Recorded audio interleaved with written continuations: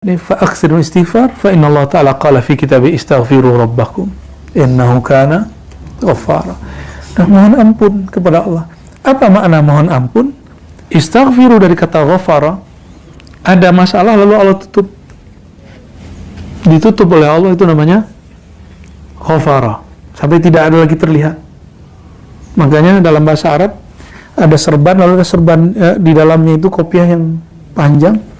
Dulu itu kopiah Nabi ketika mau perang. Jadi itu baja, namanya mighfar, penutup kepala. Istighfar menutupi dosa. Ya Allah, Engkau tahu kami punya aib, tolong ditutup. Nah, itu namanya istighfar.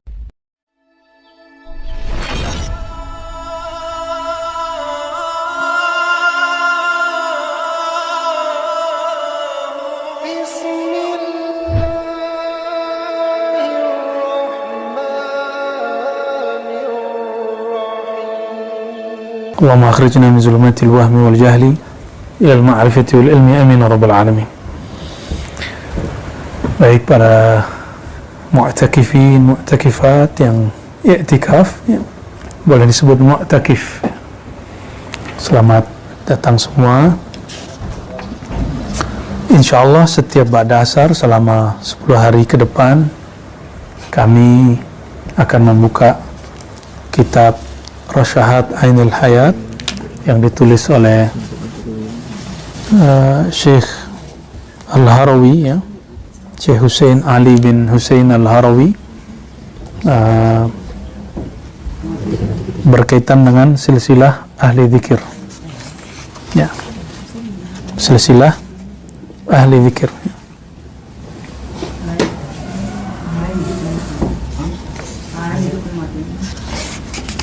Sudah 1-2 aja yang ngurus, ya. Silsilah al-zikir, wabil khusus untuk iktikaf kita menggunakan thariqah, mengikuti manhaj thariqah Naqsyabandiyah. Nanti ada suluk Syazili, ada suluk Ahmadi, Idrisi, macam-macam jenis suluk, ada khalwati, ada, ya, nanti yang sanggup kita ikuti ya saja dulu. Khusus bulan Ramadan kita mengikuti, karena saya dulu dapatnya seperti itu, suluk Naqsyabandiyah, ya. Naqsyabandiyah bukan nama imam. Naqsyabandiyah itu dari 2 kata, Naqsyband, ya. Itu bukan bahasa Arab tapi bahasa Persia yang diarabkan. Naqsh berarti ukiran, band cahaya nama Allah, ukiran cahaya nama Allah. Kenapa? Karena dulu ada seorang imam namanya Muhammad Bahauddin Al-Bukhari, bukan Imam Bukhari pengarang hadis, tapi orang Bukhara yang ahli zikir.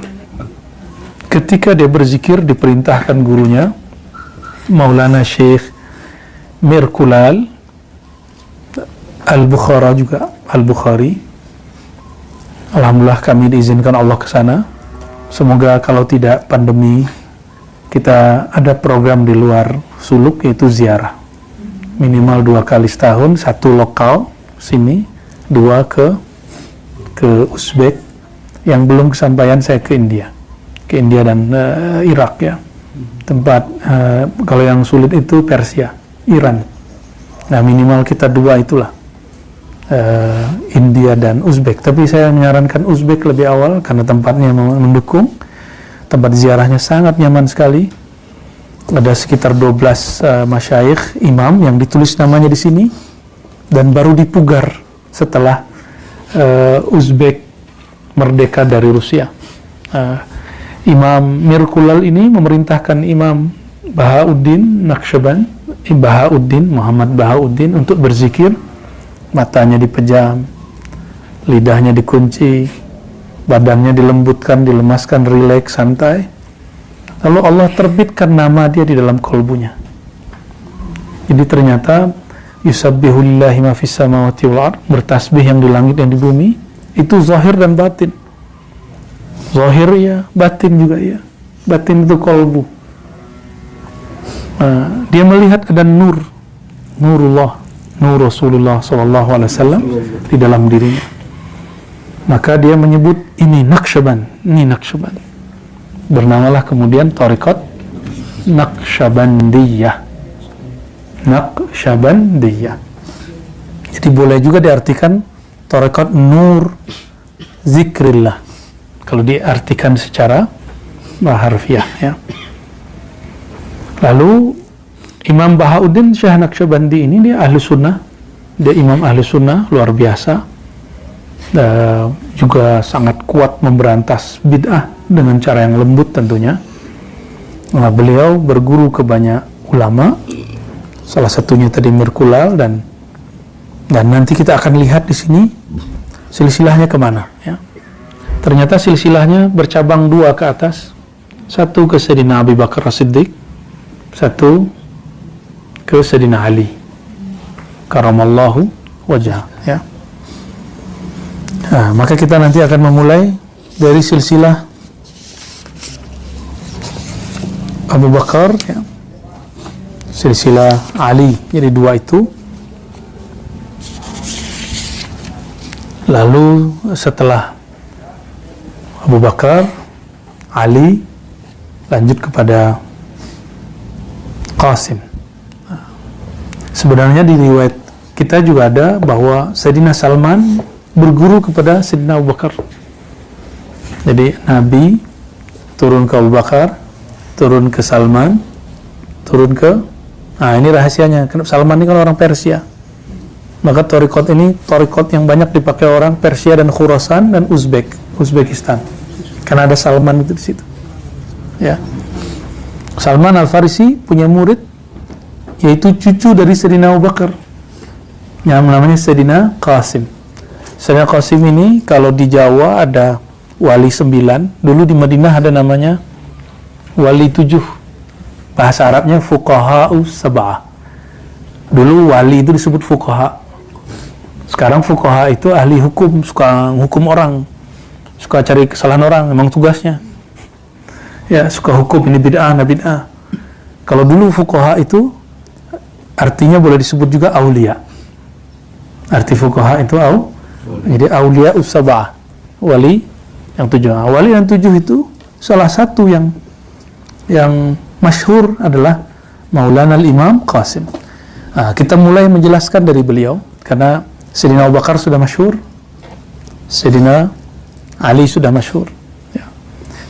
Sebelum masuk ke Sayyidina Qasim, Sayyidina Abu Bakar, Sayyidina Ali, mereka berdua ini ada dua hal yang berbeda dalam bermakrifat.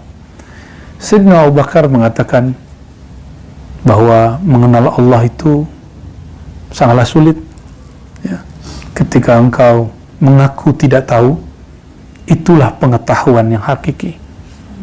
Jadi orang kalau sudah merasa dirinya kosong, baru Allah isi. Itu thariqahnya Sayyidina Abu Bakar, ya. Qauluka la adri, ya. Ya, apa kata beliau ketika orang mengatakan la adri, itulah dia mendapat ma'rifat. Ya. Lain dengan Sayyidina Ali. Sayyidina Ali mengatakan engkau berma'rifat itu, mengenal Allah itu, ma'rifat berarti mengenal, ketika Allah yang mengenalkan dirinya kepadamu. Araftu Rabbi bi Rabbi, aku mengenal Rabbku, Tuhanku, karena dia mengenalkan dirinya kepadaku. Ya, semakna nggak dengan Sayyidina Abu Bakar? Sebenarnya sama. Namun Sayyidina Abu Bakar membuka awal, engkau kosongkan dulu dirimu. Jangan merasa alim, jangan merasa sudah berthariqah, bermazhab, jangan merasa diri sudah bersanad dan lain sebagainya. Itu di-keep, itu harus disimpan di tempat yang suatu saat perlu dikeluarkan, ya. Lalu setelah dibuka oleh Sayyidina Abu Bakar, orang murid-murid kosong, nah dilanjutkan oleh Sayyidina Ali. Jadi ilmu ma'rifat berkembang sampai akhir zaman. Syariat berhenti, syariat tidak boleh lagi berubah, ya. Inqata'at asy-syariah, sudah selesai syariat. Tapi nasya'at wa tatawwarat wa zadat wa namat al-ma'rifah, Sedangkan ma'rifat, knowledge, pengetahuan tentang Allah itu bertambah. Itu yang bertambah. Inilah makna para kalam dari Sayyidina Abu Yazid, ya, dan imam-imam yang dahulu. Apa kata beliau? Kami berenang di lautan ma'rifat yang mana para nabi selain Nabi Muhammad dulu berhenti di pantainya. Bayangkan samudra laut itu adalah ma'rifat, samudra ma'rifat. Para nabi sebelum Nabi Muhammad dulu berhenti di situ. Karena memang para nabi belum disempurnakan Allah kecuali dengan Nabi Muhammad SAW. Ketika Sayyidina Muhammad SAW Allah utus sebagai Rasul, maka sahabat-sahabatnya, umat-umatnya disuruh menikmati dan berenang di lautan ma'rifat itu. Itu salah satu makna yang disebutkan oleh Syekh Muhammad Al-Kattani mengenai makna apakah maksud kalam wali-wali terdahulu. Kami berenang di lautan ma'rifat yang dulu para nabi berhenti. Kenapa? Ini lautan Nabi Muhammad SAW. Yang boleh masuk itu cuma umatnya. Yang boleh berenang di situ cuma umatnya. Itulah sebabnya para nabi ikut sholat di belakang Nabi Muhammad SAW waktu Isra, supaya mereka sah menjadi pengikut Nabi Muhammad SAW. Jadi jangan heran kalau obrolan ma'rifat kitab per zaman, per masa itu bertambah berkembang, bertambah berat. Tapi berat, terasanya tidak berat. Pembahasannya rumit, tapi ketika dibaca tidak rumit. Dulu sahabat Nabi membahasnya cuma sedikit, karena zaman mereka zaman memantapkan syariat. Nah, di zaman kita syariat sudah mantap, maka kita harus upgrade terus. Kita memantapkan ilmu ma'rifatullah. Ya. Apakah ini berlebihan? Tidak. Iman sahabat masih lebih tinggi dari kita. Cuma ma'rifat sahabat, knowledge sahabat, pengetahuan sahabat belum tentu lebih tinggi dari orang akhir zaman. Apa beda iman dengan ma'rifat? Beda. Kalau iman karena mereka bertemu Rasulullah, jumpa Rasulullah, maka iman mereka jauh lebih tinggi dari kita. Tapi kalau knowledge, coba sahabat-sahabat apakah mereka sekolah? Apakah sahabat-sahabat tahu jumlah hadis sebanyak jumlah hadis Bukhari yang rumit itu? Enggak. Nah, maka knowledge itu berkembang. Kalau ditanya, coba bawa siapa yang masuk ke alam sahabat, tanya hukum kredit barang. Persoalan fikih hari ini nggak ada di zaman dulu. Hukum bank nggak ada di zaman dulu. Nah, jadi jangankan ilmu rohani, ma'rifat zahir pun berkembang. Apalagi ma'rifat batin. Tapi iman sudah flat. Yang bertambah itu indikasi iman. Jadi kalau ada ungkapan iman naik turun, itu indikasinya. Sedangkan iman tidak boleh nambah. Iman itu sabit fil qulub. Nggak boleh naik, nggak boleh berubah di bid'ah. Ya. Nah, ini perbedaan antara dua sahabat yang besar, dan kita nggak boleh berhenti, kita lanjutkan apa yang sudah mereka buka. Maka jangan heran ada ma'rifat yang dulu tidak boleh dibuka, zaman setelahnya orang biasa buka. Ya. Nah, insya Allah pun kita akan melanjutkan semangat ini, semangat menyebarkan ilmu-ilmu kerohanian, mengenal Allah Subhanahu wa ta'ala. Dalilnya apa? Dalilnya surat Muhammad ayat 19, fa'alam annahu la ilaha illallah. Fa'alam, maka ilmuilah, carilah ilmu, dalamilah ilmu tentang apa? Annahu la ilaha illallah, mengenai ma'rifat la ilaha illallah. Maka niatkan di sini kita sedang praktek untuk la ilaha. Kalau kajiannya sudah ramai dari kemarin, ya sudah 12 bulan, 11 bulan kita mengkaji la ilaha illallah. Nah, ini prakteknya. Ya, hanya di bibir saja diceramahkan nggak cukup, dia mesti ada kholwatnya, ya, ada latihannya.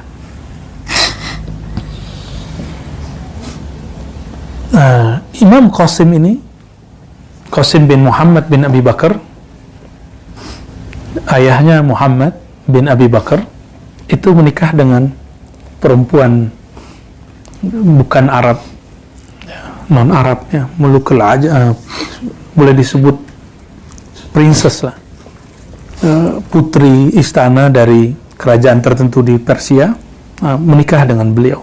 Lahirlah anaknya namanya Abdul Rahman yang menjadi wali fuqaha us-sab'ah di zamannya, ya.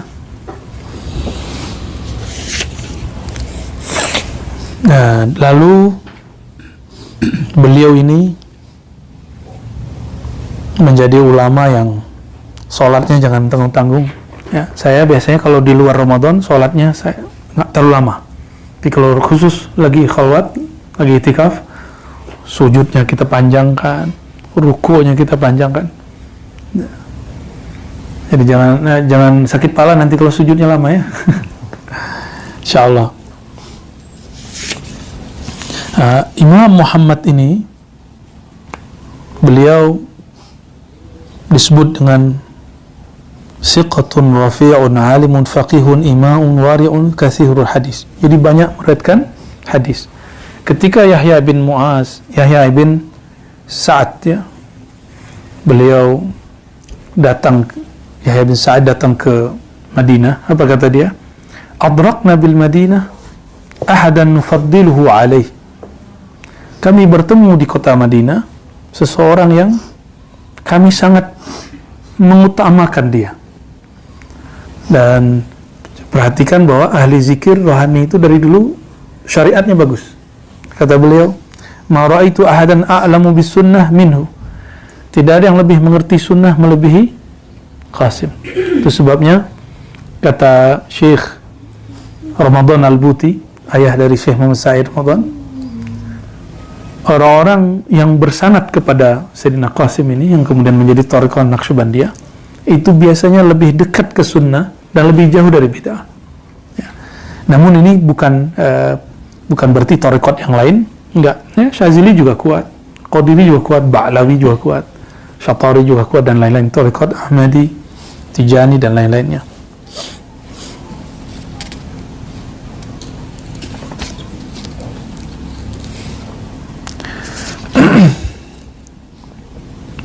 Beliau wafat, ya. Mat al-Qasim bin Muhammad baina Makkah wal Madinah hajan atau mu'tamiran.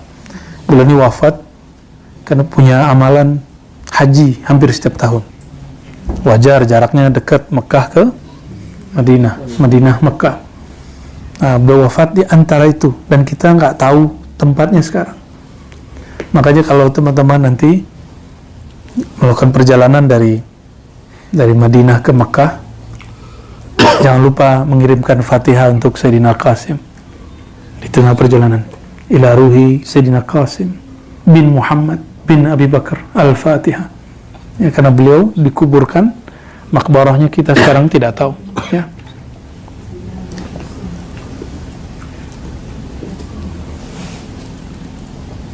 Jadi beliau berpesan kepada anaknya, kalau aku mati, kuburkan aku seperti orang biasa, lalu thummal haq bi ahlik, lalu kamu pulang, wa ya an taqula kana makana, lalu tidak usah bicara banyak tentang saya, jadi tidak usah nangis, itu beliau, ya. Dan beliau wafat tahun 106 Hijriah, sekarang udah tahun 1440, ya. Nah, beliau mempunyai pelanjut banyak sekali, dan juga sir kolbunya dilanjutkan oleh zuriat Sayyidina Ali. Tadi Sayyidina Abu Bakar, sekarang zuriat Sayyidina Ali namanya Sayyidina Ja'far, gelarnya Ja'far Shadiq, ya. Sayyidina Ja'far Shadiq itu anak dari Sayyidina Muhammad Al-Baqir. Sayyidina Muhammad Al-Baqir anak dari Sayyidina Ali Zainal Abidin. Sayyidina Ali Zainal Abidin anak dari Sayyidina Al-Husain. Perhatikan, kita cinta semua zuriat Rasulullah, dan kita tidak menjadi Syiah dengan itu. Justru itulah Ahlussunnah, ya. Ciri-ciri orang-orang yang sudah menyimpang dari ajaran Ahlussunnah, dia menghina zuriat Nabi, ya. Dan Sayyidina Ja'far ini ibunya ternyata zuriat Sayyidina Abu Bakar. Maka tidak mungkin ada imam-imam 12 di zuriat Rasulullah itu yang menghujat Sayyidina Abu Bakar, karena sama dengan menghujat kakeknya. Jadi ketika ada orang menghujat Sayyidina Abu Bakar di depan Sayyidina Ja'far, apa kata dia? Kau sedang menghujat kakekku. Ya. Nah, beliau ini lahir tahun, nah ini Ramadan ke berapa ini ya? Samin Ramadan, hari ke-8 atau malam ke-9 Ramadan, tahun 83 Hijriah. Nah, imam ini karena hidup di zaman Bani Umayyah ini benci dengan zuriat Nabi, kecuali sebagian. Maka dia dan zuriatnya menahan diri untuk tidak berbicara politik, dan itu sampai hari ini. Itu sejarahnya kenapa zuriat Nabi tidak akan bicara tentang politik sebanyak Sayyidina Ali, sampai nanti zuriat beliau Al-Imam Al-Mahdi muncul. Itu sebabnya kalau ada zuriat Nabi hari ini bicara politik, itu akan jadi masalah. Beliaunya nanti menghadapi ujian yang berat, tidak hanya di Indonesia, di negeri manapun, kecuali jalur Sayyidina Al-Hasan. Jalur Sayyidina Al-Hasan Brunei, itu kan Sayyidina Al-Hasan, ya, Sultan Hasanul Bolkiah yang mentakrif dulu, mentakrir salah satunya Syekh Maimun Zubair Bahmun, kemudian Yordan, dan terakhir Maroko, Maghrib. Itu zuriat Sayyidina Al-Hasan. Sedangkan zuriat Sayyidina Al-Husain ini agak berat, ini ujian beliau. Sayyidina Al-Husain pertama bicara politik langsung dipenggal dan dipisah kepala dengan badannya. Nah, maka saya kalau ada habaib berpolitik, oke, silakan, tapi saya hanya berani mendoakan beliau. Khawatir nanti ada ujian berat bagi beliau-beliau itu, sedangkan kita cinta kepada beliau-beliau itu, ya. Dan yang kedua yang paling penting, imam 12 yang diyakini Syiah Itsna Asyariyah, bagi mereka itu imam mereka, tapi bagi kita Ahlussunnah mereka itu imam kita. Bagi kita mereka tidak mungkin menghujat Sayyidina Abu Bakar, Sayyidina Umar, Sayyidina Utsman, Sayyidina Ali. Tidak mungkin menghujat sahabat. Sedangkan Syiah ini kan khasnya, yang Rafidhah itu hujat sahabat, karena menuduh sahabat Nabi merampas pemerintahan dari Sayyidina Ali. Nah, imam 12, jadi zuriat sampai ke 12. Bagi kita itu imam kita. Walaupun menurut mereka itu imam mereka. Dari mana saya tahu? Ternyata penulis kitab Barzanji itu nulis, ada kitab apa judulnya itu, tentang Nazam Ahlul Badr, ya, Nazam Ahlul Badr, kemudian Nazam Ahli Uhud, dan ada khatam doanya, dan dia menyebutkan nama imam 12 setelah hanya orang-orang belakangan yang menuduh, ya.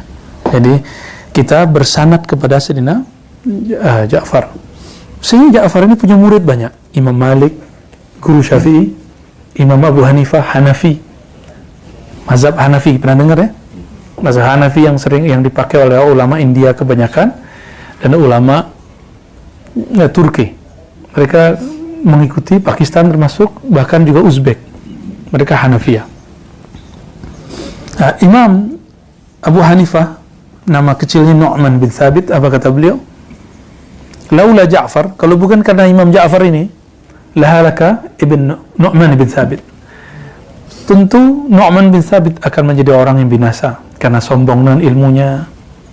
Maka ketika Sayyidina Abu Hanifah dihujat oleh salah satu ahli hadis namanya Hamad bin Zaid, dia tidak balas. Tahu nggak hujatannya apa? Abu Hanifah dihujat sebagai najisnya bumi, kencingnya bumi, taiknya bumi, kotoran bumi. Apakah boleh balas? Tidak, boleh balas. Wah, ini hebatnya orang kalau ketemu wali Allah, berguru kepada kekasih Allah, dia dihujat, dia tidak balas. Oh, harga gini, oh, itulah harga diri dia. Kalau bagi kita kan, saya punya harga diri, saya harus balas. Nah, begitu. Bagi orang-orang besar, jika ada cuma sedikit yang mengganggu, cubitan kecil, kita jalan terus. Justru dia, apabila terganggu dengan hujatan itu, dia kecil. Hanya orang kecil yang terganggu oleh cuitan orang begitu, orang pembenci. Ya. Berkata Imam Umar bin Abil Mikdam, apa kata dia? Kuntu idza nazartu ila Ja'far ibni Muhammad alimtu annahu min sulalatin nabiyyin. Setelah aku mandang Ja'far, aku baru tahu begini zuriat Nabi yang sebenarnya. Jadi jika hari ini ada zuriat Nabi yang mungkin bikin gaduh, ya, kita jangan mempertanyakan nasabnya. Cukup kita katakan, saya tidak suka dengan perbuatan dia, tapi saya tetap cinta dengan darahnya. Gitu ya. Jadi nggak usah kemudian pukul rata. Kita buang semua, tidak boleh. Imam Malik berkata kepada Ja'far bin Muhammad, Imam Malik berkata kepada muridnya bahwa Ja'far bin Muhammad, Ja'far Shadiq ini pernah berkalam kepada sahibnya Imam Malik, namanya Sufyan Ats-Tsauri. Sering dengar Imam Sufyan Ats-Tsauri? Ya. Imam Sufyan Ats-Tsauri ini ahli hadis. Dia wirid baca Quran 20 tahun baru merasakan setelah bertemu Ja'far Shadiq. 20 tahun membaca Quran, ketemu Ja'far Shadiq baru dia menikmati baca Quran. Ya. Kata beliau kepada Imam Sufyan, hina qala la akum hatta tuhaddithani wa ana uhaddithuka. Wahai Tuan Syekh Ja'far, Tuan Imam Ja'far, saya tidak berangkat, tidak mau angkat kaki dari tempatmu sampai engkau mengajarkanku beberapa hal. Ya. Lalu Imam Ja'far jawab, baik. Ya Sufyan, nah ini pesan, ini kajian inti kita pada sore ini. Pesan beliau, ya Sufyan, idza an'ama Allahu 'alaika bi ni'matin fa ahbabta baqa'aha wa dawamaha fa aktsir min al-hamdi wa syukri 'alaiha. Jika engkau dapat nikmat baik zahir atau batin. Zahir itu fasilitas duniawi, rezeki yang lancar, keluarga yang baik, anak-anak yang lucu, istri yang soleha, pasangan yang soleh, rumah, kendaraan, kerjaan, semua itu nikmat yang zahir. Nikmat yang batin, nikmat lezatnya zikir, lezatnya sholat tasbih. Tadi sudah coba ya. Lezatnya duduk, walaupun sakit di kaki. Orang mau cari nikmat dunia pun harus berpayah-payah dulu. Kenapa mau cari nikmat akhirat tidak mau payah-payah dulu? Jadi jika kaki, punggung, kepala sakit, nikmati. Ya, nanti Allah akan ganti dengan nikmat batin. Ya. Amin. Nah, apa kata beliau? Jika engkau hendak Allah bakokkan, Allah kekalkan nikmatmu baik yang zahir ataupun yang batin. Berkawan ini nikmat. Nah, ini jangan lagi disebut kawan. Ini kita bersau. Dalilnya innamal mu'minuna, kalian itu orang beriman bersaudara. Jadi kalau mereka kurang, kita bantu. Kalau mereka ketiduran, udah mau dekat jam sholat, kita bangunkan. Ya, jadi jangan dibiarkan. Dia kalau bangun batuk-batuk, saya lebih senang dia tidur. Nah, jangan begitu. Ya. Apa kata beliau? Jika engkau ingin nikmatmu Allah kekalkan, fa'akthir minal hamdi wasyukur alaiha, maka perbanyaklah memuji dan mensyukurinya. Nah, cara mensyukuri itu ada dua. Pertama, mensyukuri nikmat. Tapi yang paling tinggi, mensyukuri pemberi nikmat. Mensyukuri pemberi nikmat, meyakini bahwa semua yang diberi turun dari Dia. Kalau kita sudah kenal kepada Allah, diberi sedikit rasanya besar. Tapi kalau belum kenal kepada Allah, diberi banyak rasanya sedikit.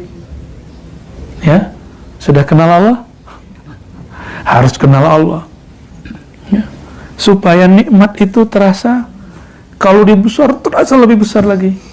Dan ciri-ciri orang yang bersyukur tadi, meyakini sang pemberi itu Allah. Yang kedua, suka berbagi, membantu orang-orang fuqara, masakin, para mujahidin, guru-guru, ulama, ya, itu bantu mereka, berbagi. Ya, karena kita punya usaha, belum tentu usaha kita halal semua.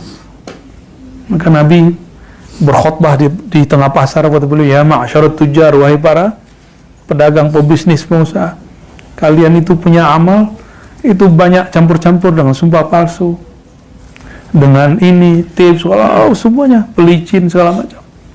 Maka bersihkanlah dengan apa? Tasaddaqu, banyak-banyak berbagi. Ya. Nah itu nanti Allah akan tambah bakokkan. Jadi yang kita sisakan itu Allah tambah lagi, tambah lagi, tambah lagi. Gitu, ya. Sama sebagai guru, para muallim, dia nggak boleh pelit ilmu, tidak boleh bakhil ilmu. Dia mesti bagikan ilmu.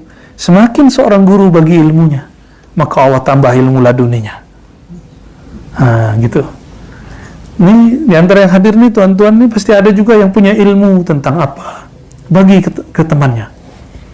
Nggak akan jadi pesaing. Nanti Allah akan gandakan keberkahan dalam dirinya. Ada yang paling mahal di dunia ini, yaitu as-sa'adah, happiness, kebahagiaan.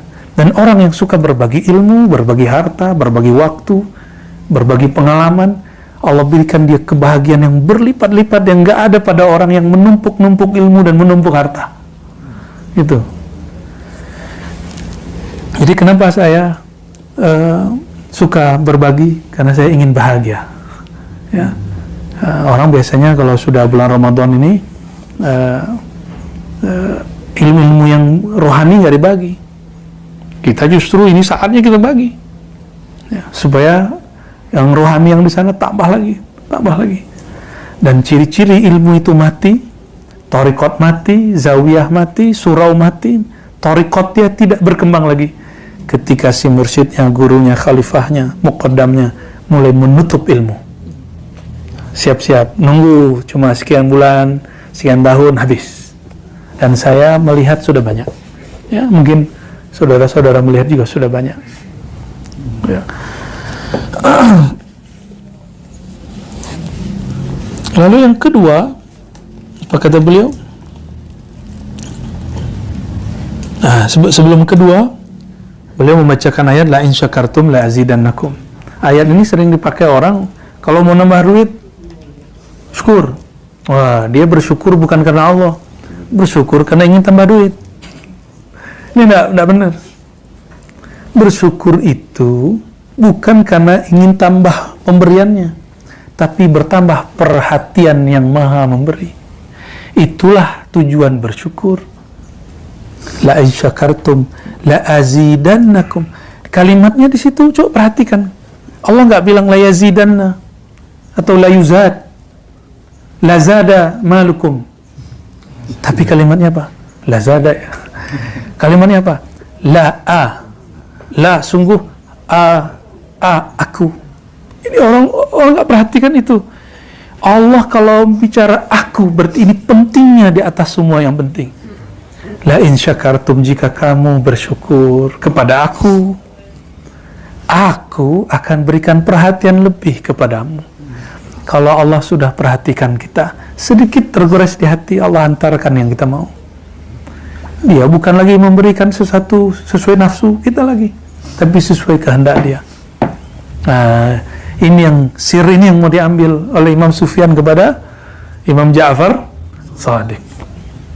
Nah, jadi kalau bersyukur yang diperhatikan tambah harta atau tambah perhatian Allah? Perhatian Allah, ini baru ahli marifat, baru orang berthariqah. Ya. Wa idza istaba'ta ar-rizqa fa'akthir min al-istighfar. Nah, sekarang sebaliknya. Kenapa urusan kita ada masalah terus? Usaha kita terhambat terus. Rezeki kita ya Allah sempitkan. Berarti kita kurang dapat perhatian Allah, ada masalah berarti. Bukan syukur dulu, minta maaf dulu kepada Allah. Gimana minta maaf kepada Allah? Nah, apa kata beliau? Fa'akthir minal istighfar. Termasuk nikmat rohani. Jadi ada suatu masa di beberapa tahun yang lalu, itu suruh-suruh suluk merasakan, semua mursyid itu merasakan, kenapa zikir pada tahun ini terasa seret, terasa kurang nikmat. Kenapa? Oh, ternyata ada satu adab yang kurang. Maka semua mursyid istighfar, mandi tobat, istighfar kubra, istighfar al-kabir kalau boleh disebut, taubat kubra ya. Gimana? Dibacakan ayat ini, fa'aksiru istighfar, fa inna Allah ta'ala qala fi kitabi istaghfiru rabbakum innahu kana ghaffara. Dan mohon ampun kepada Allah. Apa makna mohon ampun? Istaghfiru dari kata ghafara, ada masalah lalu Allah ditutup oleh Allah, itu namanya ghafara, sampai tidak ada lagi terlihat. Makanya dalam bahasa Arab ada serban, lalu ada serban di dalamnya itu kopiah yang panjang. Dulu itu kopiah Nabi ketika mau perang. Jadi itu baja namanya mighfar, penutup kepala. Istighfar menutupi dosa. Ya Allah, Engkau tahu kami punya aib, tolong ditutup. Nah, itu namanya istighfar. Ya Sufyan, idza ahzanaka amrun min sultanin aw ghairih. Ini kepada para pejuang-pejuang dakwah yang sedang bermasalah, berhadapan dengan raja-raja, dengan penguasa-penguasa, ya. Idza ahzanaka amrun, wahai Sufyan, jika engkau ada masalah yang membuat kamu sedih karena berbenturan dengan raja-raja, penguasa, fa'akthir la hawla wala quwata illa billah. Banyak-banyaklah mengakui lemah dirimu dengan baca la hawla wala quwata illa billah. Maka wirid ini diturunkan nanti jadi khatam. Ada khatam istighfar, itu khatamnya Maulana Muzhar Janjanani Syamsil Muzhar, itu di Thariqah Naqsyabandiyah ada khatam istighfar 1000. Tapi yang masyhur khatam Khojakan, khatam kulhu, ya, ada khatam istighfar. Ya, nanti di hari tertentu kita niatkan untuk dunia akhirat kita istighfarkan 1000 nanti ya, insyaallah sekali duduk, insya kuat ya. Mungkin di hari setelah hari ketiga, setelah kesemutan dan kaki gajahnya mulai berkurang. Ya.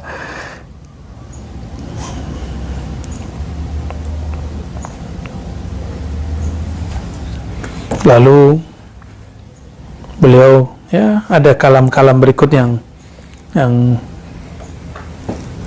kita skip, tapi saya tutup dengan kalimat yang menarik di sini. Kata beliau, kata Imam Ja'far, Auhallahu ta'ala ila dunya.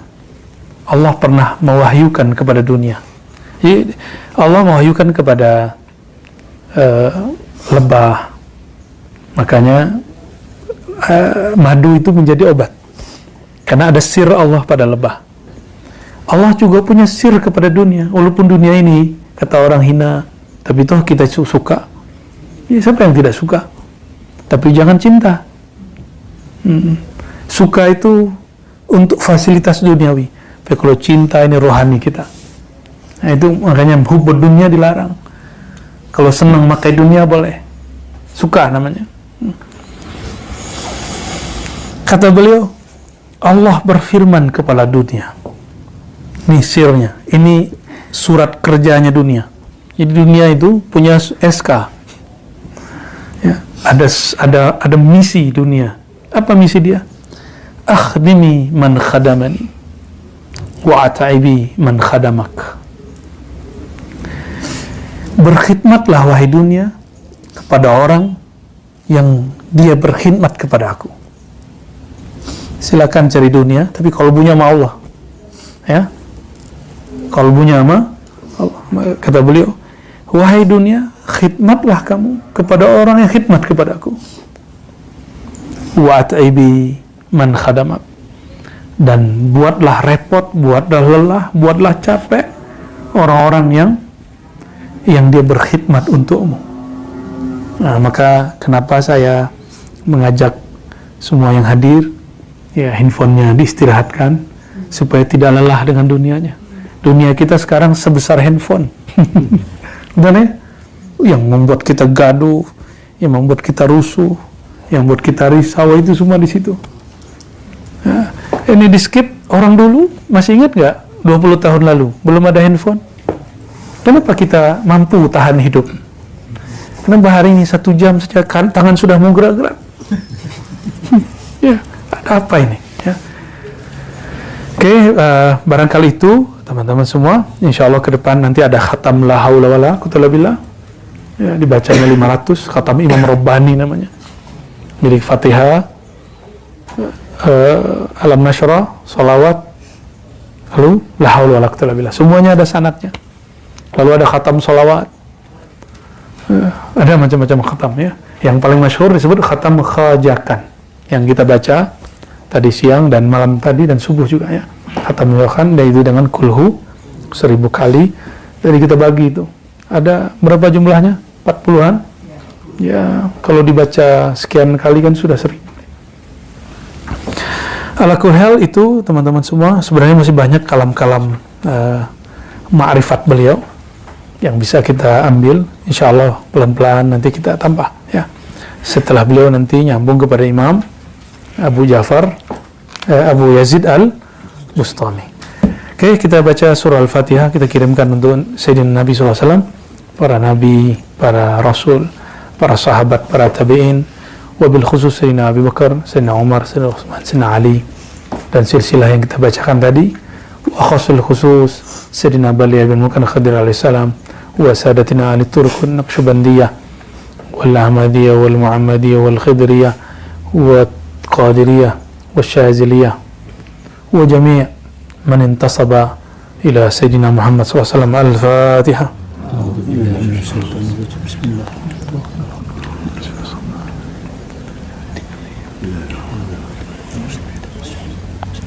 إلهنا ربنا أنت مقصودنا ورضاك مطلوبنا أعنا على ذكرك وشكرك وحسن عبادتك وصلى الله على سيدنا محمد والحمد لله رب العالمين. السلام عليكم ورحمة الله وبركاته.